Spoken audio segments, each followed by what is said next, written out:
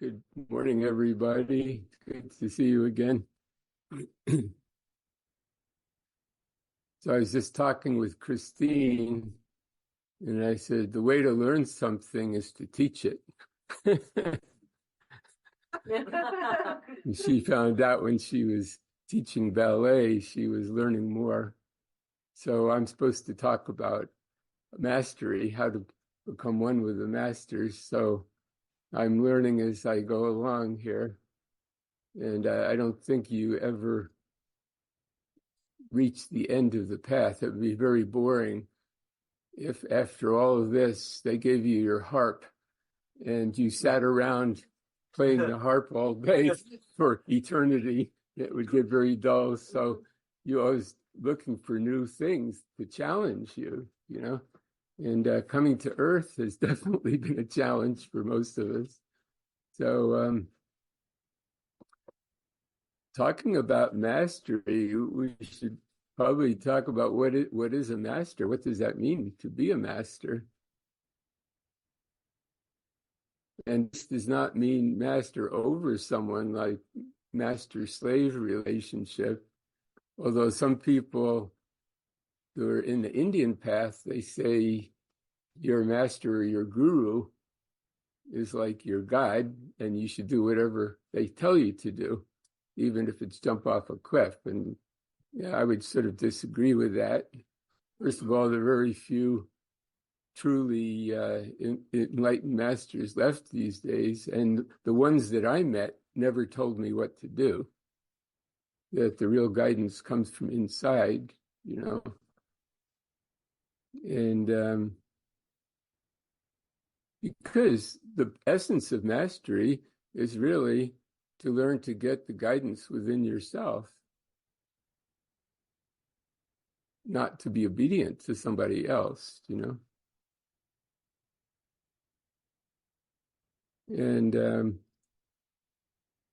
so I think a master, it goes beyond enlightenment, actually. There are great beings, especially in India and the Himalayas, that are, you know, in the very, very high consciousness where they can merge with the infinite, and there's no awareness of the outer world at all. In fact, when the Chinese went into Tibet, they went into some caves and they found bodies there that were very emaciated. And they started to dispose of the bodies, and they discovered these beings were alive.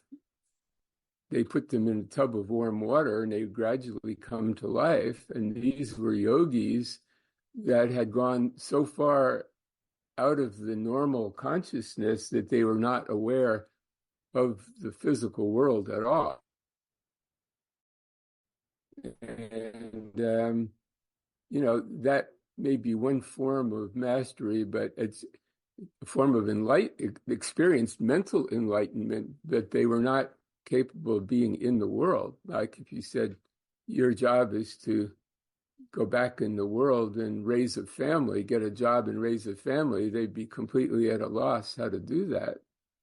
So how are you going to help humanity if you have no idea what humanity is going through?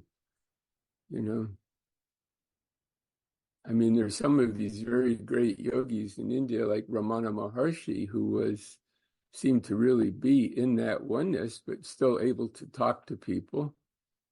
But again, he could not give you marriage counseling, you know, or tell you what to do with your 2-year-old when it wakes up at 4 o'clock in the morning and things like that, you know. So I regard mastery really as beyond enlightenment, that it's still nice to be able to tune in, to have access to that enlightened state of consciousness, that awareness of oneness, that you are one with all. You know, that everyone you see is an aspect of yourself, but to still be able to function, you know, to distinguish between the left side of the road and the right side of the road and not say all is one. It's not to be master over someone, but first to master yourself it's self-mastery is what it really is. And this gets very subtle. We can get to a state where in a certain type of situation where everything seems to be under control, but then you may move into a different situation and you realize there are things that irritate you. And that's very subtle, like to say that person is wrong, or why are they doing that? Don't they know the right way? I mean, yesterday we had potluck after the talk, and there was probably 8 women in the kitchen, and all trying to prepare the food simultaneously. Well, people were trying to eat the food while it was being prepared also. I know I decided I saw a bowl of avocados and said, I'll make some guacamole. Well, while I'm mashing up the avocados, there are people trying to eat it, and it kept disappearing, and I said, when is this going to stop disappearing? So, I wasn't seriously annoyed. In fact, I thought it was humorous, But I just was thinking, this is another lesson in mastery, And I noticed, there were a couple women working on preparing the salad, and people were scooping salad out while they were preparing it. It was very easy to judge each other and say, that's wrong, or why are you doing that, and so on. But you look within and say, am I irritated? Am I judging that person? And to catch yourself and say, I don't know how that person was raised, I mean, my mother was very strict about certain things. So I see somebody doing something wrong and I hear my mother's voice inside saying, that's wrong, So we all have that kind of built-in tendency to judge because we're trying to do the right thing ourselves. And so we see someone else doing the wrong thing and it's easy to judge them. So that is also part of mastery, is really observing those emotions, thoughts, feelings, and emotions, and being able to make peace with them and to have love and compassion for each other.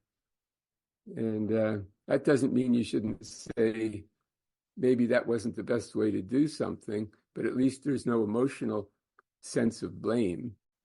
And now there are beings who have achieved a very high level of mastery. What the word master in the West, we generally mean ascended masters. Now, this might equate to what in India would be called a Mahasiddha, although they have, like in India, Babaji would be called a Mahasiddha. And I lived in the Himalayas with a man who had been a student of the physical Babaji, and this guy did not need to eat, slept maybe an hour or two a night, and has not, I saw a picture of him 40 years later, he had not aged at all, and he hung out with other guys like that. It would be called, Mahasiddhas in India, but they were also not masters in the sense that they didn't know how to relate to women at all. They regard women as temptresses. Well, that's their own nature that they were not in control of, And, I met one of these yogis in town and I said, may I buy you tea? So we went into a chai shop. This was in Nainital. I was there visiting Neem Karoli Baba. And we went into this chai shop and I said, would you like a laddu? Those are these little desserts, And he said, yes. And then he said, oh, can I have another one? I said, yes. And can I have more? And he just, this guy had been meditating on the glacier for 3 months, And he came into town and suddenly here's this American buying him sweets. And then he looked around and he said, there are women in here. I can't be in here, So this guy could be on the glacier in bliss and not be bothered by the cold. He just wore like a sheet, So he could do the inner heat practices and be in very high state of oneness with the absolute, but he could not be in town. And when we left the cafe, he said, I've got to go back up on the glacier. That was too traumatic, was to have tea in town. So that's not really ultimate mastery, and you're not going to be able to help, people in the world that way. But they do transmit a certain consciousness to humanity, which is very beneficial also. So they all have their place. But generally, when I talk about masters, I mean the ascended masters. And these are beings who have raised their physical body into bodies of light. Now, they did not necessarily do this in the sense of what the Tibetans call attaining the rainbow body. There are some high Tibetan lamas that could actually dissolve the physical, raise the frequency so high that it would dematerialize. And people that witnessed this said that rainbows emanated from their bodies, and actually, like a foot might dematerialize, or then a hand or something, or the body would just shrink down very small and either completely dematerialize or just remain, 2 feet long. And this has been witnessed and documented. Materialized again?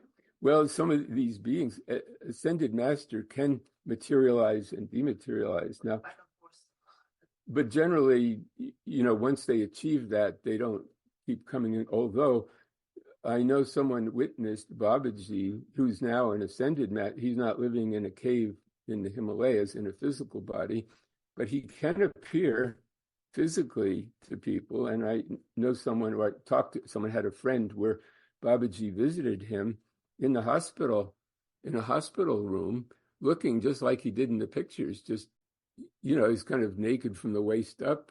And he went and visited this guy, and this guy had been sort of delirious. He wasn't sure if this was an apparition or a physical visitation. And he asked the nurse, did anybody just visit me? And the nurse said, oh yeah, that young guy who was half naked. So that was, Babaji responded to this guy and took that. So he is an ascended master now. There is I don't know if it's a new dispensation. I think it existed for a long time, but a person can actually leave the physical body, in other words, what we say die, and then ascend from their etheric body. And I know this for a fact that many people have done that. In fact, Godfrey Ray King, who gave these teachings of mastery in the St. Germain Foundation and through the I Am books, the Green Books, Unveiled Mysteries, Magic Presence, the I Am Discourses, he gave these teachings about ascension, but he gave so much of his life to helping people that he did not have the time to do the meditation necessary to actually raise the physical body. So the physical body died. But then my teacher, Pearl, was present when they had the funeral for him. This is, I believe, at the Biltmore Hotel in Los Angeles. And her inner sight was opened, and she saw him, the masters around him, raising him into the ascended master octave. So she knows that he did ascend. And there are some of these masters that Madame Blavatsky talked about, and we don't know exactly how they ascended, but they, for a while, it seems like they were in Kashmir. Some people think they were in Tibet, although Tibetans never saw them. But they are now capable of materializing in a physical body. But see, during the Theosophical time, the movement, they did not talk about ascended masters. These masters were then in physical bodies, like Kutumi and El Moria. And but they are now ascended beings, but the Theosophical Society sort of never got that message, But anyway, it doesn't matter. There is, if you want to see pictures, the best pictures I know are the drawings by David Honore in a book called Through the Eyes of the Masters. And he has, I think, pictures of 7, 8, 9, approximately 9 masters. They're just pen and ink drawings, and they're quite accurate. You can feel the essence is there. There are artists today, very good artists, that do beautiful paintings of masterful beings, but I don't feel, they'll say this is Master so-and-so, but I don't feel they were really seeing that particular master. Like, there are all kinds of paintings of Saint Germain out now. And the best one is the one in the old original Unveiled Mysteries, the black and white, which is a picture that Saint Germain materialized and gave to Godfrey and said, this is what I really look like. And when I've seen him on the inner planes, that's what he looked like, Yeah, that's the one right there. Yeah. I don't know. Yeah. Yeah. Peter, are there any women ascended masters? Oh, absolutely. Yeah, and it's a shame that we don't hear more, but I would say Mother Mary, Mary Magdalene, Kuan Yin, I met actually Anandamayi Mai 3 times on the street, had personal one-to-one contact with her. And she passed. And then one day I was sitting at my desk and I said to myself, I have her picture on my desk. And I looked at it and I said, I wonder if she ascended. And all of a sudden she was right there. She said, of course I ascended, And I find her very accessible, Anandamayi Mai, and so she's really there. And so, yeah, they're masters of male and female, and also many races. So that's why I don't like to use the term Great White Brotherhood anymore, because they don't call themselves great. That's kind of an ego trip, Great could mean large, but and they're not all white, and it's not just a brotherhood; it's a sisterhood as well. So I like Ascended Council of Light, something like that, So again, getting to actual practices that we can do, of course, the key to all of it is the statement, I am, what that means. And that's not something new that came with Godfrey Ray King. They have statements like that in India, Aham Brahmasmi. That means basically, I am God. Now, it's not something you tell to somebody else. Hey, do you know that I'm God? It's a realization you have within. And along with that is, well, you're a God too. In fact, Namaste means the God in me honors the God in you. So that's a very high state of mastery, was when you see everybody else as God too, that we're all rays of light from the same sun, So it's like we're all a big family. And so, it would be boring if we all had the same personalities and everything. But to know that love that you feel is the same love other people are feeling, and it's like drops of the ocean. A drop can say, well, I'm this drop or that drop, or you can add red dye or blue dye or green dye to the drops, but eventually they go back into the ocean. They're all the same ocean. So we're all drops from the same ocean of divine love and wisdom and power. So now there are a lot of people want to make contact with the masters, which is natural, because they are sort of the way showers and exemplars of what we want to become. But they will not allow us to become dependent on them. And that's why I say you have to be really careful. In fact, I would advise against going to someone that's going to channel a message from a particular master. When I first met Pearl, who was my teacher and was an assistant to Godfrey Ray King, she said, Saint Germain is teaching you something, like right now. I see him working with you. And I said, I don't hear a thing. And I said, would you channel to me what he's saying. And she said, he will not allow me to do that. You have to get it. You are getting it on a higher plane. And when the time is right to act, you will act according to what he has shown you, but you will perceive it as intuition. And I used to wake up my first year in Mount Shasta. I'd see a master by my bed. I would actually wide awake at night, and I'd see a master standing there talking to me. And I said, would you speak a little louder? I can't quite hear what you're saying, But they wouldn't, So they'd go talking on, and I realized later they were talking to my higher self.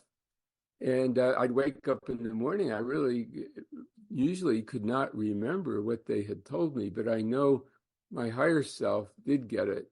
And so it weakens you to go to someone else to find out what you're supposed to do. And so one of the things you can do to get guidance is really to meditate.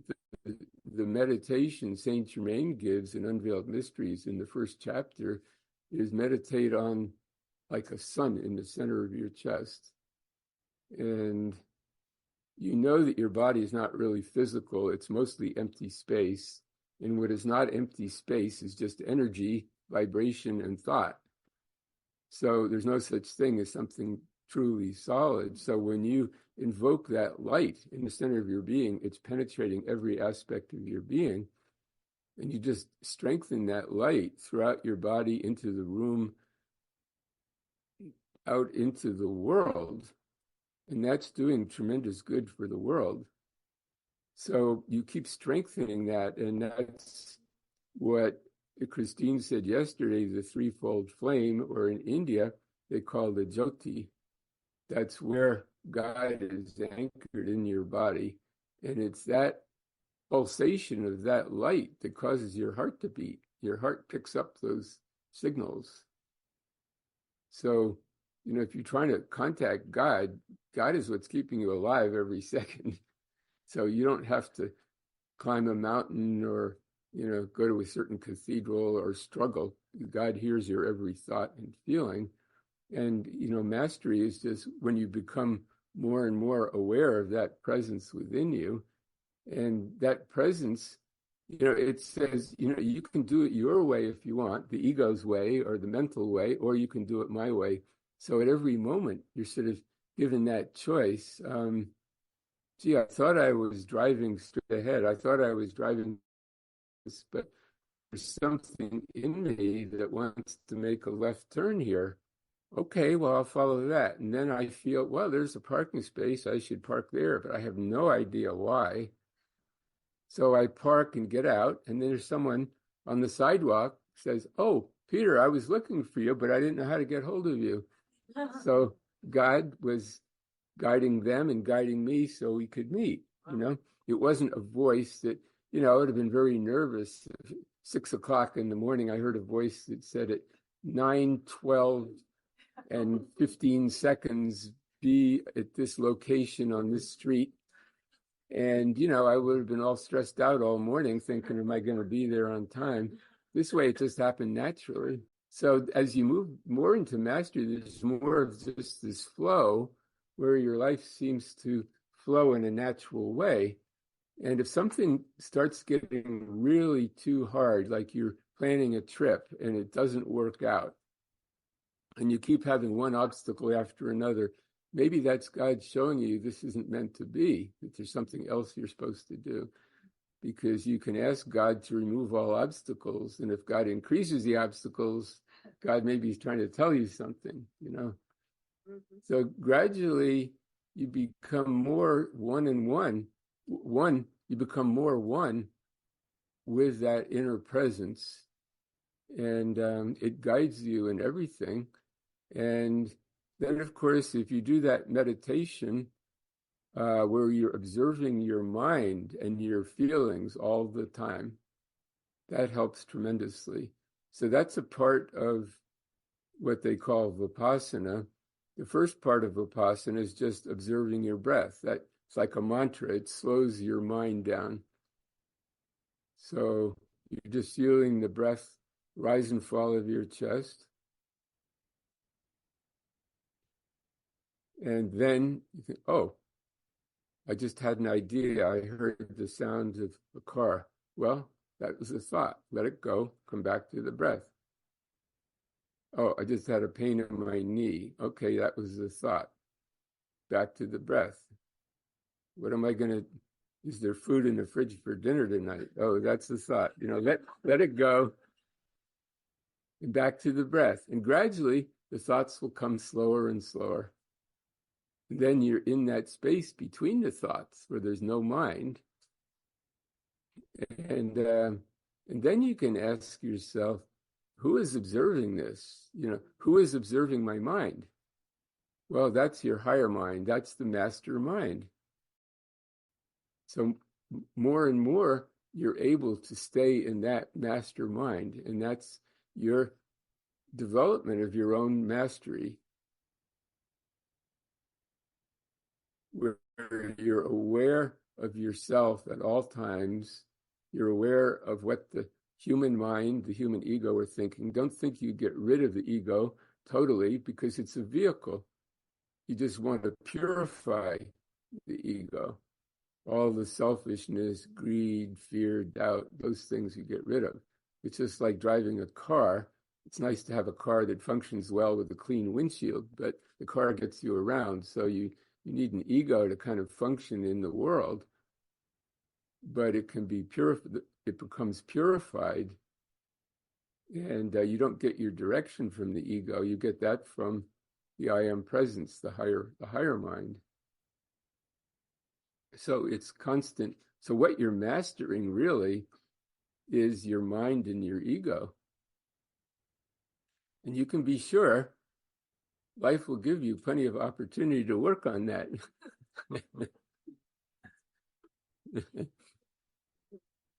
And just when you feel you've pretty got it, you've got it pretty much under control, something else will come up, Like Ram Dass used to say, I traveled around India with Ram Dass for quite a while, and he said, if you think you're a master, go spend the weekend with your parents.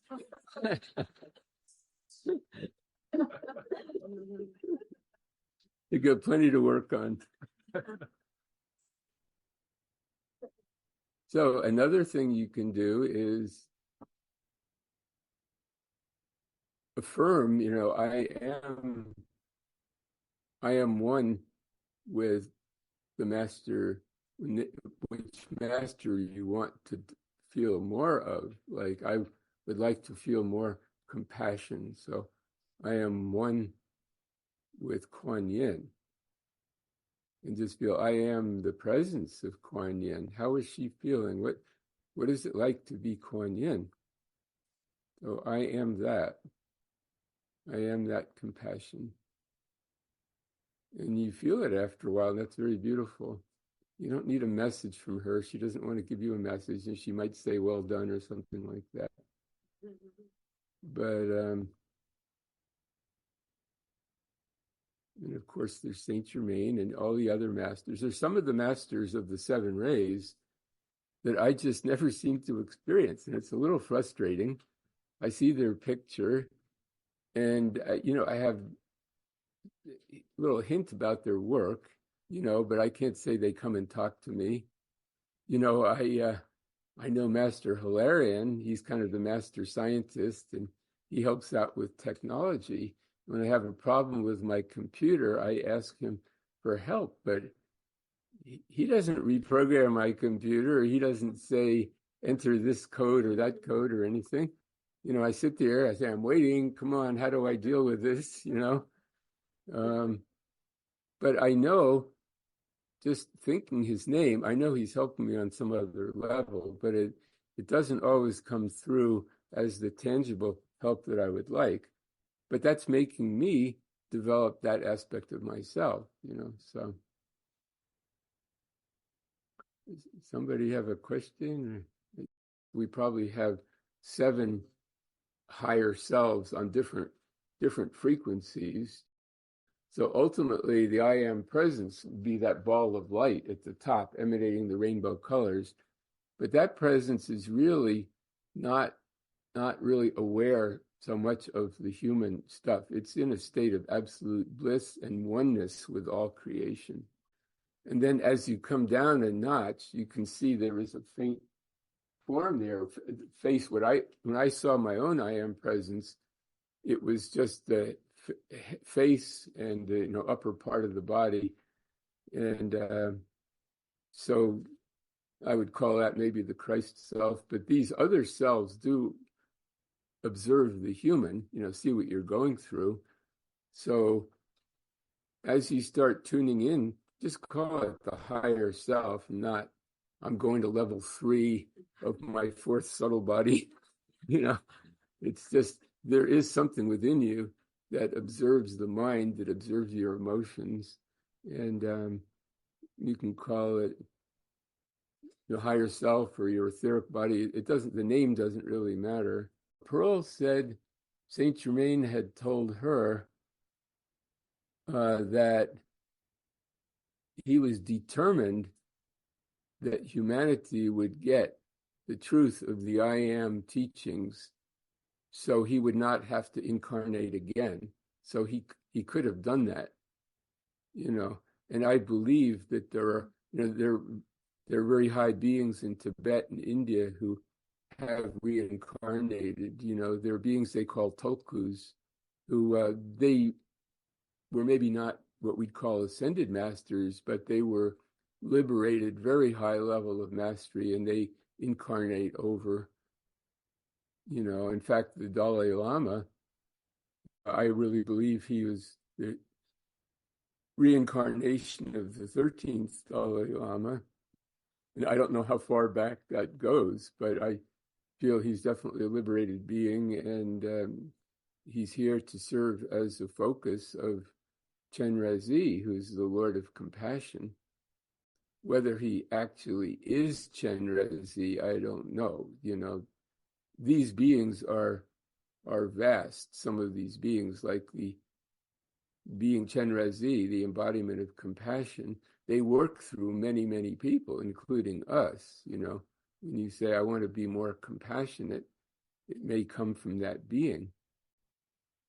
Or it might come through Jesus, or you don't know, or just your own higher self. But so anyway, the answer is yes, they can reincarnate. Well, basically, who you were in a particular lifetime dissolves. That's why the Buddhists say the self is not permanent. Now it's very interesting. Thomas and I were probing this the other day. I happened to find Buddha's last discourse or sutra. I think it's shortened form is Nirvana Sutra, where he said to his followers, you've given too much attention to the no self. There is a self, that it is the Atman. So a lot of Buddha's teachings were kind of in response to the current Hindu teachings, where you're worshiping some deity, or there's a lot of emphasis on that you're going to go on into heavenly realms and things like that. And he's trying to say that the ego dies, that dissolves, so, but there is a higher self that does endure. So in this sutra, Buddha said, the Atman is your Buddha nature, or your Buddha self, or whatever you want to call it. So that self does endure, but all the other who you were in the different lifetimes, all dissolves. Sort of the energetic work. You have the lesson from that lifetime. You have the lesson of it, the wisdom, and in fact, what these colored circles are, supposedly that is the wisdom that you have gained in your past lifetimes. It's the wisdom and the energy, the love, compassion that you have gained previously. So people's auras would be slightly different depending on what they've gone through. The question was, why are some people born with disabilities? And again, this is not by accident. that there's maybe some karma they need to work out. Maybe they did not have compassion for people's limitations in a past life, so now they came in with a certain limitation to learn compassion. And some of these children with disabilities, some of them have very great gifts also, So, in fact, we're all kind of born disabled to a certain degree, And I mean, even as a child, there's certain things you want to do you can't do, that are things that are frustrating. And so some of these children that have disabilities, you can feel they're very great souls. You're going to do a little meditation.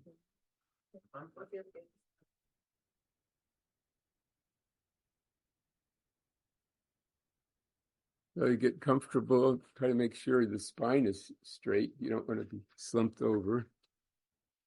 And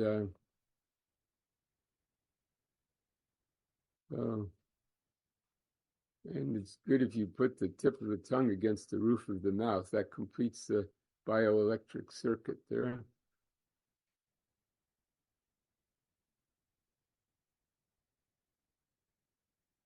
And just observe your breathing, the rise and fall of your chest. And you can put your hands together like this, or you can have them on your knee like that, or clasping them. It's ever comfortable for you.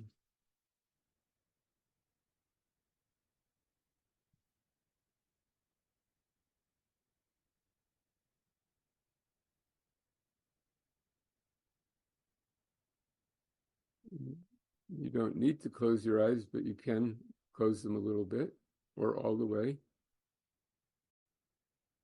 So you just be aware of the in-breath and the out-breath, the rise and fall of your chest. And if a thought comes up, you just label it thinking and let it go.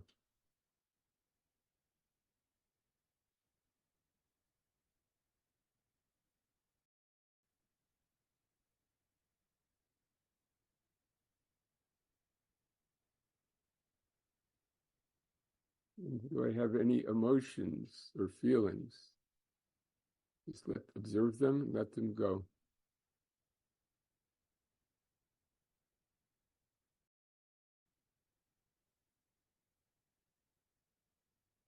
Now, who is observing, or what is observing? What is the observer?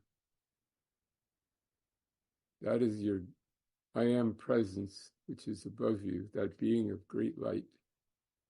And you can bring that down through the top of your head, down into your heart, and see it as a great sun. And put your attention on that sun in the center of your chest. Just bask in that light.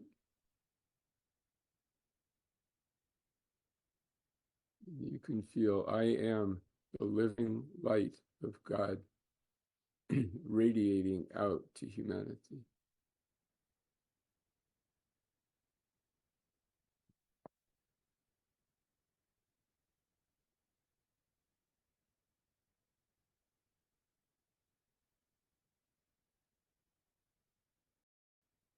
I am peace on earth.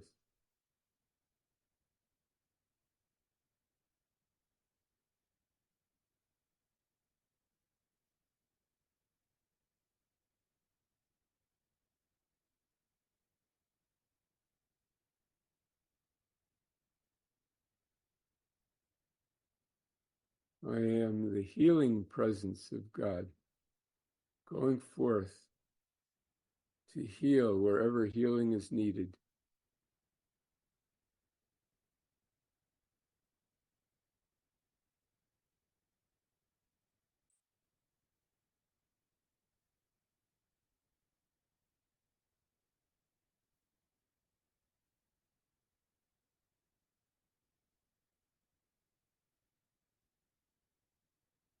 I am a master presence, going forth through my life, helping people wherever I am directed.